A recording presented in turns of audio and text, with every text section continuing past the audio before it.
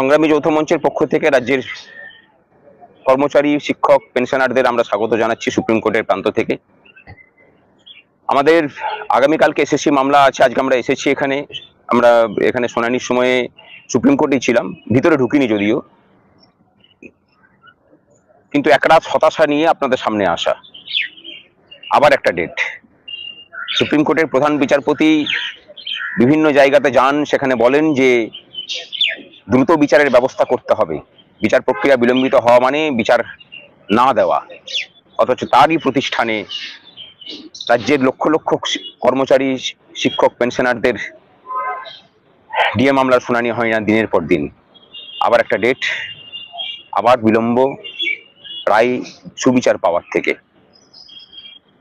যেটা দেখতে পাচ্ছি যে এই মামলাতে সরকারি পক্ষের যে আইনজীবী, তারা যেভাবে কন্ট্রোল করছেন সমস্ত বিষয়টাকে, আমরা কর্মচারী পক্ষরা তাকে পাল্লা দিয়ে এঁটে উঠতে পারছি না।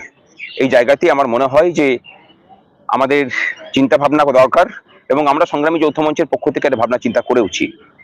আমরা সরাসরি আমাদের নিজের নামে যদি যুক্ত নাও হতে পারি, আমাদের নিজস্ব পিটিশনার দিয়ে এই মামলায় যুক্ত হওয়া হবে। আমরা অন্যভাবে সেখানে মামলাতে যুক্ত হচ্ছি এবং কথা দিচ্ছি এর পরের ডেটের দায়িত্ব সংগ্রামী যৌথ মঞ্চ নিচ্ছে। এবং আমরা খুব সম্ভবত, কথা অনেকটাই এগিয়েছে, হরিশ সালভেজি আমাদের আইনজীবী থাকবেন। আজকে যেমন